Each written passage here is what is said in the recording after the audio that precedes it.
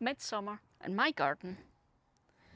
I'm just doing a wee harvest and answering a couple of the questions you guys have asked about your harvests. Hey Eli, I have a question for you. I was wondering how your tender stem broccoli is doing now, because I'm just about to make the first harvest of mine, so I'll let you see how mine is doing, but I'd love to know how yours is. Look at them, just perfect. Just take the top off. So there you have it, that is my first harvest, and I'm now going to wait for the side shoots to come. I'm absolutely thrilled with them, and I so love broccoli. It's going on my dinner tonight. I'll catch up with you again soon, Eli. Look after yourself.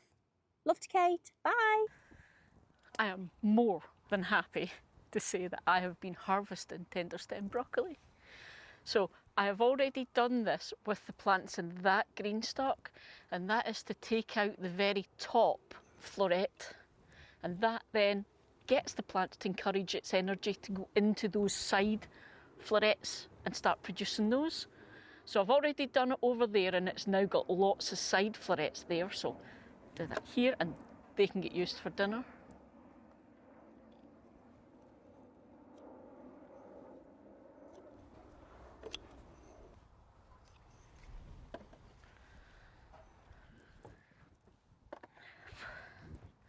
Now it's obviously early days yet for harvests on this, but I'm quite chuffed.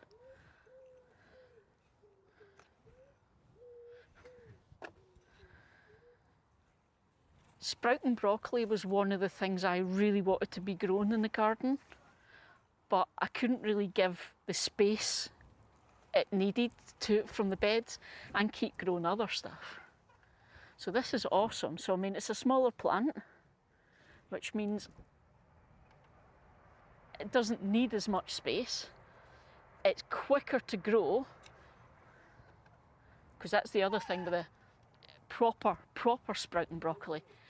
It takes a long time and it's taking up space in your bed right through winter and stuff, whereas this got sown in March. Now the other thing, if I'm going to be here a while, hang on.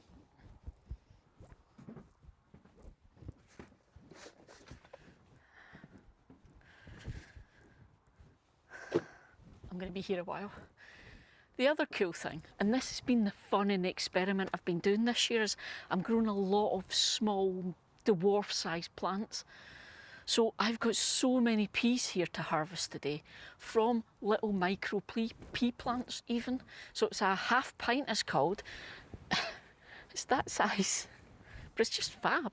So again, I don't need to give it a bed and things to climb up and all of that. It's just awesome. The hardest thing, and it's not just this dwarf plant, it's always pea plants. It's rare they make it to our kitchen. We just eat them in the garden as snacks.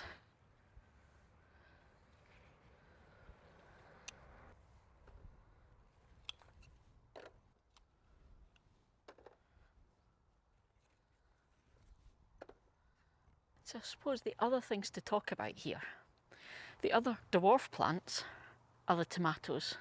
So two types here, and the Mori Dewdrop, which is a red cherry tomato, and Pendulina Orange, which are these slightly elongated orange cherries.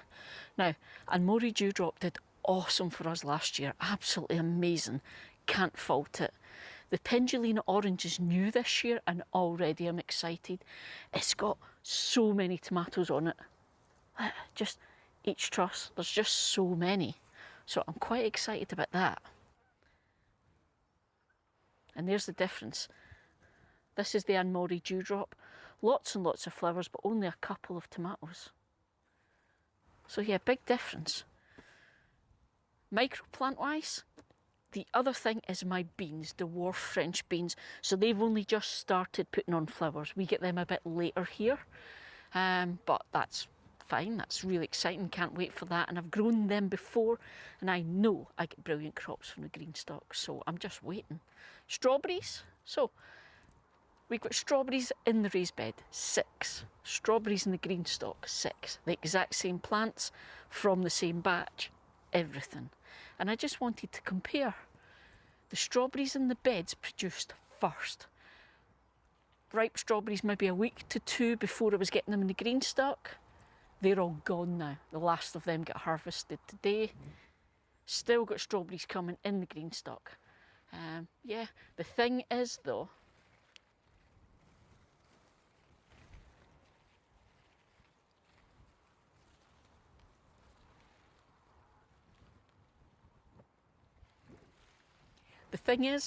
the strawberries in the bed were much bigger than the ones in the green stock.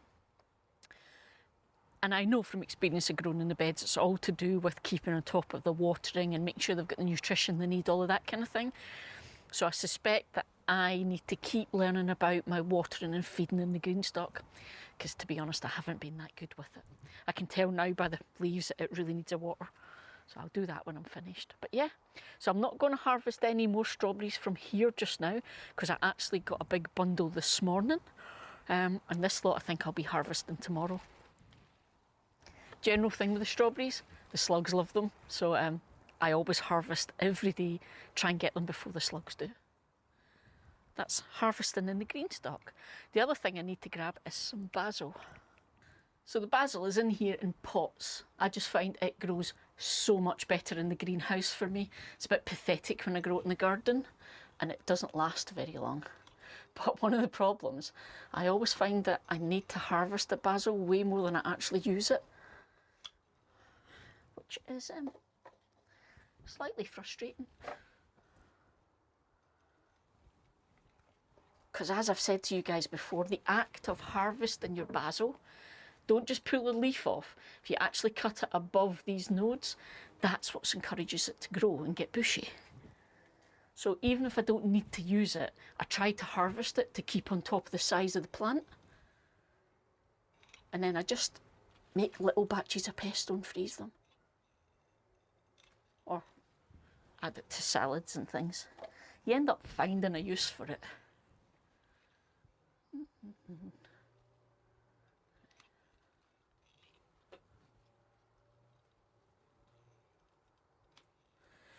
This is where I struggle with my depth perception, trying to see which plant is which through each other.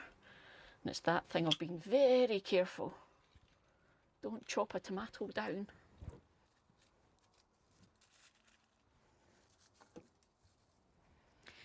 This is the other thing I need to talk about, garlic. That is garlic that I harvested a few weeks back and it's been drying. It was too early to harvest, so let's chat. And this is one of the things I get asked about every single year. All throughout the UK, everyone's garlic is at different stages. So you need to know how to know when it's ready. Now, this stuff, I harvested it way too early because I've really struggled with my garlic this year. Isle of Wight garlic farm, got given a whole pile of these bulbs. About half have survived. One pot of them was just so weak and spindly and pathetic and looked awful, and then got rust. So I pulled all of that just to see, and it's a bit of a mix of sizes. Some okay sized, some quite small. I mean, they're fine, I can use them. It's just the way it is. But let me show you what stage they're at just now and tell you about how you know when they're ready, because most people in Scotland will find their garlic's not ready yet. So let's have a look. It's always a bit difficult to show you things properly in these cramped areas, but one of the things with garlic is this is hardneck, and you will get these scapes, which is basically the plant trying to flower. You get this just before it's ready, usually like maybe 4 or 5 weeks before it's ready. You'll get these, and you'll know it's time to take these off because these are your first garlic harvest. And it's time to take them off when they do this. They actually curl around like that. So once they get to that stage, you harvest them and you simply just chop the entire stalk out. And these are fantastic. They are garlicky, but slightly milder than just a raw garlic clove. And you can use them in so many things. Basically, anything you can use garlic in, you can use these. And you can also just use these as they are. One of my favourite things to do is to actually fry them off and just serve them up as they are. They're fab. Now, how do you know when it's actually ready? So if you've got a hard neck, you'll get scapes. You can cut them off. And then, like I say, 4 weeks, 5 weeks later, things should be ready. But watch the leaves. Do you see how I've got leaves that are brown or starting to go brown? Once your bottom sets of leaves, maybe bottom 4 leaves, 6 leaves maybe, once they have gone completely brown and died off, that's your hint to harvest your garlic. That's it ready. So yeah, I suspect for me it's probably going to be maybe mid-July, but we'll see. But yeah, so that's my garlic. Another thing that is a bit different from all of us is our onions. So in that bed I've got some spring onions. They're great, can take them, harvest them when I need them. This is my proper onions. Now I don't have a lot this year. Again, it's to do with space and priorities. I chose to move a rhubarb into the bed here because we wanted rhubarb harvest, so I had to give it its best spot. So I had to sacrifice half that bed, but that's okay. So I do have, I think about 16 onions in here. The stems are now starting to really thicken up. The bulbs haven't started swelling yet. And that again is a difference. Different gardens in different places around the world, this happens at different times and at different speeds. So I'm not there yet. These will be ready, if I'm going to store them, they'll be ready for me to harvest when those stalks fall over. If I just want to use them, don't want to store them, you can just, once they're all the size you want, you can just pull them and harvest them. So we'll keep an eye on that. We've had 2 harvests from this rhubarb. Very, very small, deliberately. I'm trying not to overtax it this year because I moved at locations. It's doing fantastic, but I may have to decide to take this net off for next year because it is actually cramming it a little and some of the leaves are getting damaged, which is why I harvested again, because I took the stuff that had damaged leaves. But yeah, now I've got other stuff going on that is nowhere near ready to harvest. This area particularly. Do you remember Newton? If I can get some help, I'll maybe show you Newton. Might there be some help about the garden? Hark, I hear a call.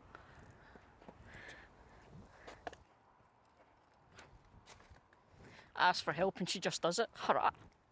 Would you like him? Here, please. Thank you very much. So if you don't remember Newton, I can't remember when it was last summer sometime we did a tour, and it was the first time we'd actually officially shown you guys the fig tree. He had been around for ages, but I'd never actually spoken about it. And during that, Kate did one of her quirky one-liners and shouted, I've got a good name for him, Newton, because he's a fig. Fig Newton. Yeah. It was really funny at the time. So that's what he's called. However, I got a question recently about pruning and if you have to keep them to one stem. Right, okay, this is a bit complicated because figs are pretty difficult to grow, to get harvests in Scotland because they need heat and sun, like lots of it. So if you've ever eaten figs like over in the Mediterranean or whatever, and they're like super soft and super sweet and things, I have been told the figs that we grow in Scotland don't even come close. They don't have that flavour because we can't get that heat. Now, I say I've been told. We got a harvest last year of 3 figs. It was the first harvest we got and they really didn't taste of anything much at all. But I didn't know enough about it. It was my first time. So I didn't know if I had to leave them longer or I had to do something or whatever. So I'm learning as I go. One of the things I did last year was I gave it quite a severe prune because these guys will grow like big shrubs if you let them. And they'll get big, massively big. And it was getting difficult. He was really wide and straggly and he was just really difficult to manage. And the thing is, over winter, any slightly larger fruit that are on here will get killed off by the cold of winter. So you want to be able to protect it. And I just couldn't do that with the size he was. So I trimmed him to this single stem And then I've allowed some short branches to come out of this single stem. It's purely to make them manageable, so I can decide if I want to maybe overwinter them in the greenhouse this year or wrap them in fleece or something. Because I did notice at the start of winter last year he had a lot of fruit on him, because the fruit that he has this year, the smaller fruit from this year, here in Scotland will be our harvest next year, because you only get one fig harvest in Scotland. But lost all of that, or most of it, because of the winter. So there's just these 3 figs here, and if everything goes well, I should get 3 figs as a harvest this year. We'll have to wait and see though, I just don't know. Kate's running away because she knows I'm about to ask her to put them back. So yeah, that's the fig. So you don't need to keep them as a single stem, but it's maybe a bit easier to manage. And one of the things I'm testing, because it looked to me like the figs were appearing all in the new growth. So that's one of the things I'm thinking about. I gave it quite a severe prune, so almost everything you see is new, and I'm hoping that will encourage lots more figs. So it's going to be a wee tester for another couple of years, I think, before I decide if I'm going to grow figs or not. Okay, that's the fig. You can have them back. I don't give a fig anymore. I'm sure that's my job. You're not Mike, though, so I get to claim it. You manager, do you want a hand?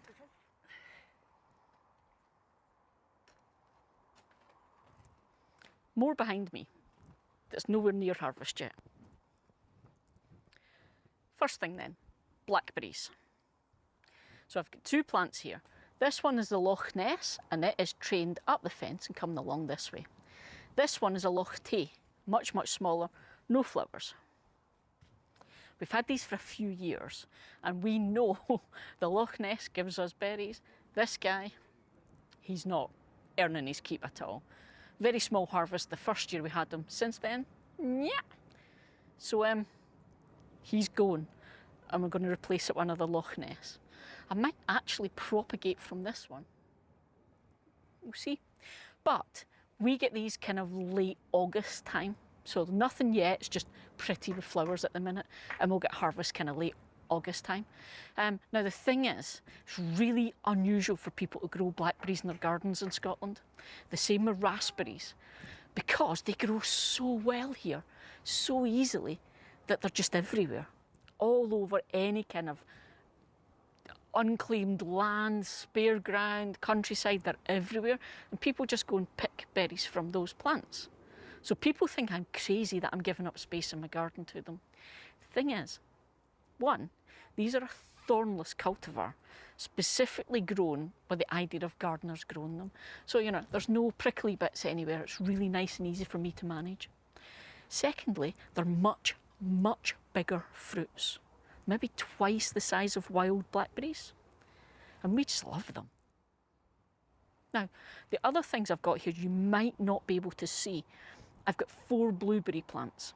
And again, these are new this year. I tried to grow blueberries a few years ago, didn't have a heap of success, and I've learned a lot about it since then, so I'm going to try again.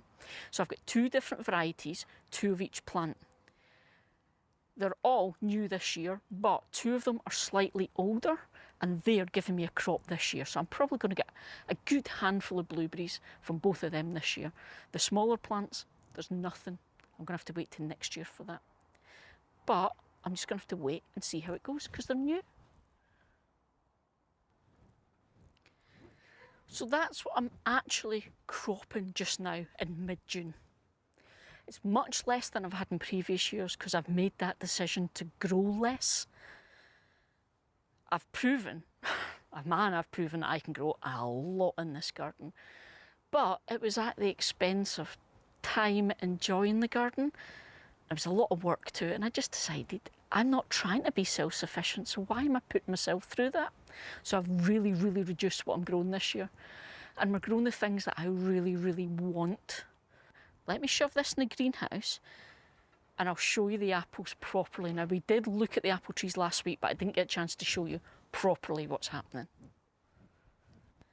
So I've got 3 trees in this bed. The 2 on the end are Falstaff Red, and those trees are in their 3rd year this year. So we got our first crop from it last year, and that basket you're seeing me carrying around, we got 6 of them full of apples over the course of their harvest season from these 2 trees. We do have a third tree that's new this year, it's first year, and it's Katie is the variety. So that was a present for Kate, funnily enough. So we won't get apples on it this year. But the thing with these trees is they're a very, very specific type of tree. It's called either a cordon tree or a pillar tree or a patio tree. Basically, these are grown as single stems and they don't really put on all the growth that you see in a traditional apple tree. So they'll never get that size. And the way we prune them keeps them very, very tight. So the summer prune on these trees, which I did a video about, and I linked it in last week's video, I'll link it at the end of this video for anyone that needs to know. But the way you prune these is sort of end of summer for us. We're talking kind of July through to the end of August. You prune everything back quite severely to just a few buds. And that lets the tree put all its energy into getting ready for next year and encourages you to have much more fruit than if you just leave all this long leafy growth on it. That'll actually reduce the amount of harvest you get. Now, these are the types of trees that people get if they're wanting to, say, tie them in. You'll usually see these tied as diagonals, lots of them, because they can be planted really close together. So at the minute, we've got lots of little apples just doing their thing, and we've already gone through and thinned these out.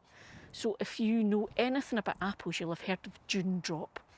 That's basically where around midsummer time, can be a little bit later for us here in Scotland actually, the apple tree will actually drop fruit if there's too much fruit on the tree. It will just drop anything it thinks that it can't get to ripen. Now the thing is, it will just drop fruit. So what we do is we go in and deliberately thin out all the smaller, weaker looking fruit in the hope we reduce the amount that the tree drops, and that way we're getting rid of the small, weak ones rather than risk the tree dropping the good ones. There'll still be a little bit of drop, and you'll see that around whenever I'm showing you this bed, you'll see the odd apple dropped. But on the whole, thinning out like that really makes a difference. So this tree, you can see there's fruit all the way to just where those 2 spurs leave at the top, all the way down to here. Tree on this side has apples from about here to about there. And again, we've gone through and we've thinned them out. Now it's going to be interesting. This is the first year having the apples here in this bed, because last year and the year before they were in pots in front of the greenhouse. It's going to be interesting because the light's different on either end of this bed. So this side gets light from about lunchtime all the way through till about 10 o'clock at night. This guy gets the light in the morning, but about 5 o'clock at night, he'll be in shadow. It's just the way the things work with the buildings and the sun. It's going to be interesting. What I can already see is the apples on the front of this tree, which are in sun, are redder than the apples on this tree. They're more of a, what would you call it, a matte reddy brown colour on this one, whereas they're proper red on this one. So it's going to be interesting. But for us, these guys, we usually harvest in October. So there's a wee while to wait yet. Katie is the same pollinator group, so they should all work together. I've been told to expect apples from Katie when she's producing. They'll be ready to harvest a little bit earlier. But that's one we're going to have to wait and see. Now, of course, I couldn't talk about the food I'm growing without bringing you into the greenhouse. You've already seen me harvest the basil from in here, but the main things in the greenhouse are my tomatoes and my peppers. So there are 4 tomato plants on this side of the greenhouse. I've got an orange ox heart here, a marmande here, which is another ox heart, a red one, and then I've got Barry's crazy cherry and Loup Fichois. Both of these are multiflora, which means these guys produce heaps of tomatoes on every single truss. Heaps. Heaps.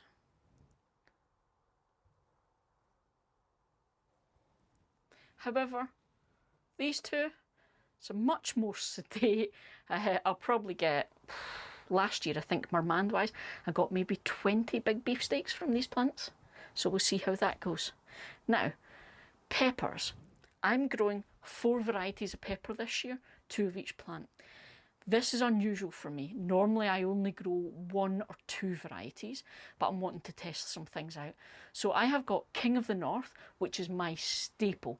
If you're growing peppers in the UK, I really recommend you try King of the North.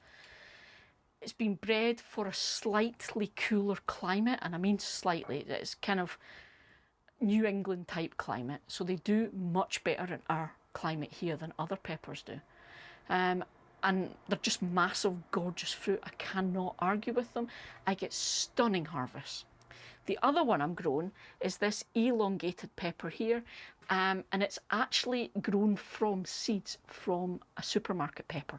The seeds were taken years ago, like maybe 4 years ago now, by Robin up in Perth. And she gave me some after she'd been growing it for a few years.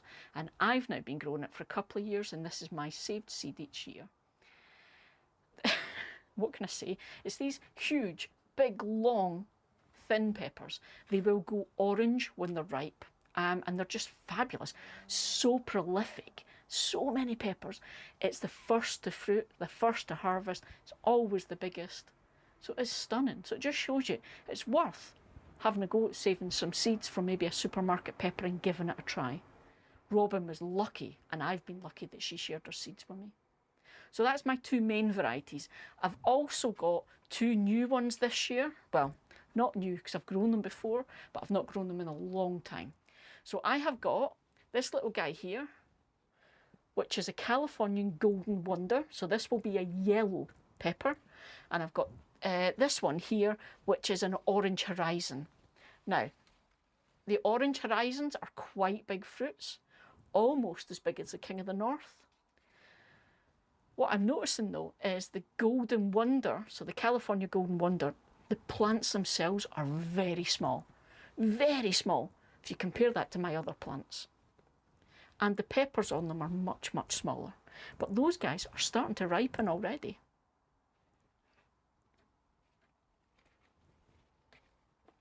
Now, it's probably worth me pointing out the difference in tomatoes and peppers as well, in terms of your gardens and everyone else's gardens. It's way early for me to be getting peppers in my garden or greenhouse yet in Scotland. It's only midsummer, it's only mid-June. I'm starting to see the first hints at tomatoes coming, but it's going to be a while yet before I'll be harvesting, because I deliberately waited until March to sow my tomatoes. So it's going to be a while yet. So if you're seeing folk with harvests of tomatoes on Instagram and YouTube and things, and you don't have that yet, don't worry. Usually we manage that because we sow things really early and we look after them with heat and lights. And that's what's happening with my peppers. That's why I've got so many peppers on my plants just now, because I sowed all these guys in January. Far too early to be sowing them if you can't give them artificial heat and light to look after them. Other years I've sown them in March and I would still get great harvest. It would just come later in the year. So that's why. So if you're worrying about other people's gardens being further along than you, maybe they're harvesting their garlic, maybe they've got the first tomatoes, maybe they've harvested onions. Don't worry, our gardens all do their thing at their own pace. The basil's starting to wilt, so I better get that in. But that's just the food crops I grow in my garden. Actually, my garden's about 90% flowers. I'll have to show you them. Oh yeah, if you want that apple pruning video, there it's there. See you folks.